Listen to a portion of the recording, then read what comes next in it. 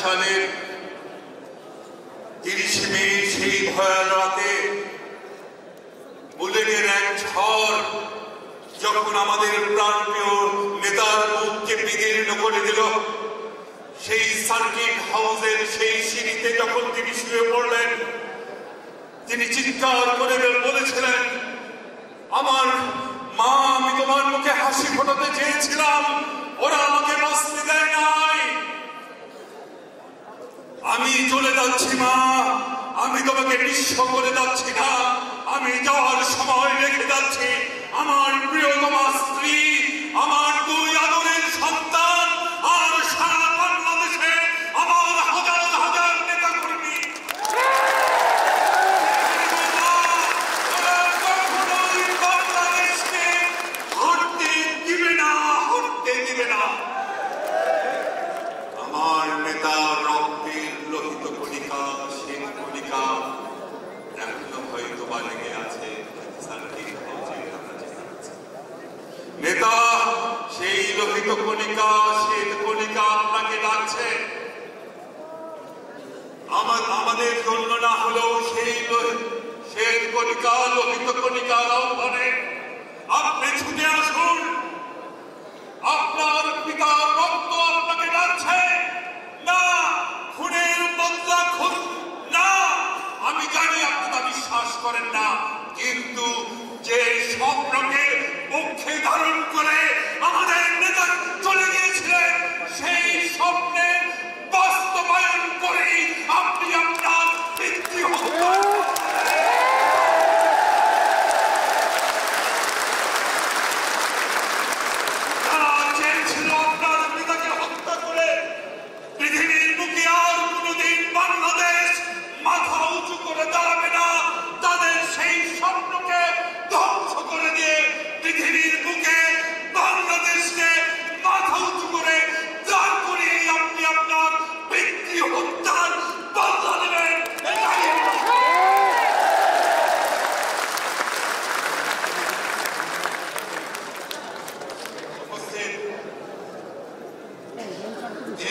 স্থায়ী কমিটির সম্মানিত সদস্য, দেশ বরেণ্য শ্রমিক নেতা, দেশ বরেণ্য রাজনীতিবিদ, স্থায়ী কমিটির সম্মানিত সদস্য জনাব নজরুল ইসলাম খান,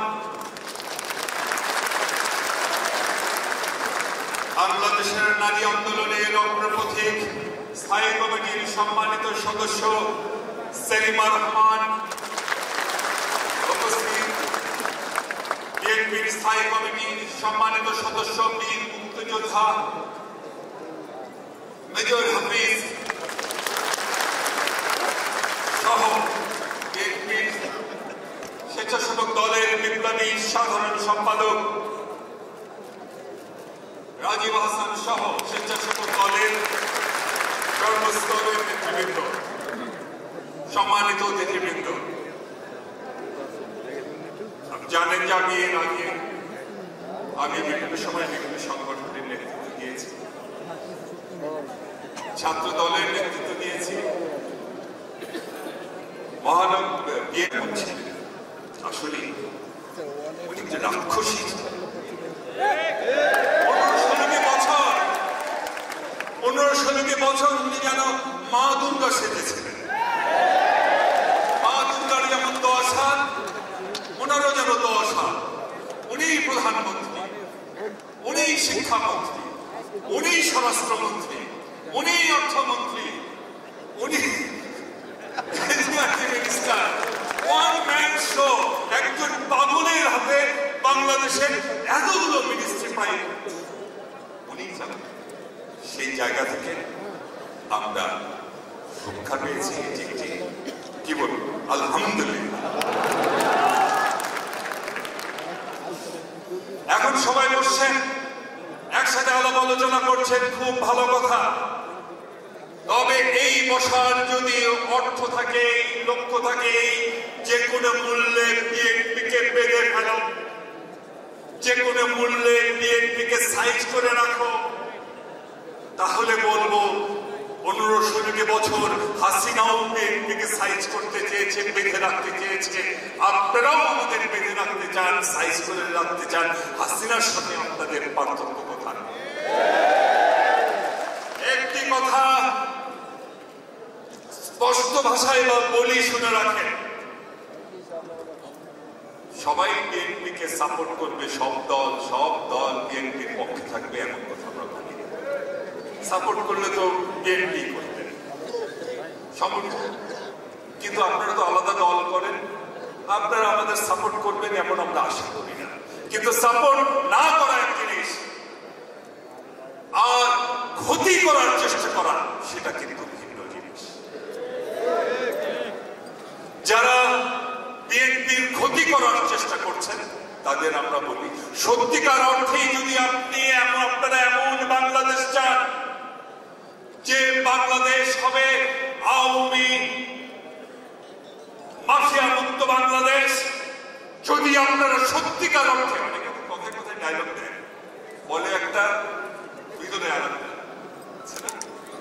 কিন্তু আপনারা যদি সত্যি সত্যি এমন বাংলাদেশ চান যে বাংলাদেশ হবে আধিপত্যবাদী শক্তির প্রভাবমুক্ত, যদি আপনারা সত্যি এমন একটি বাংলাদেশ চান যে বাংলাদেশের জনগণের সিদ্ধান্ত নেবে কে তাদের চালাবে, কে তাদের,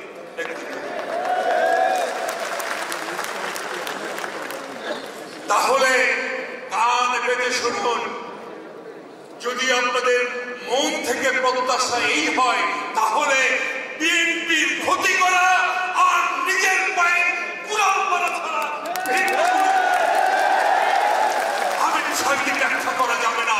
তার কারণ মানুন আর না মানুন, বিশ্বাস করুন আর না করুন, এই দেশপ্রেমিক জনগণের শক্তির নিউক্লিয়াস হিসেবে বিএনপি অতীতেও ছিল, এখনো আছে, আগামীতেও থাকবে।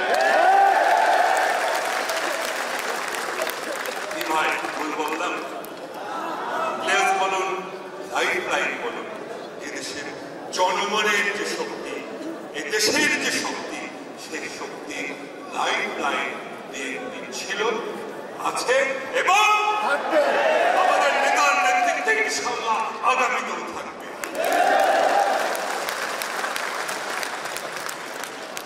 সুতরাং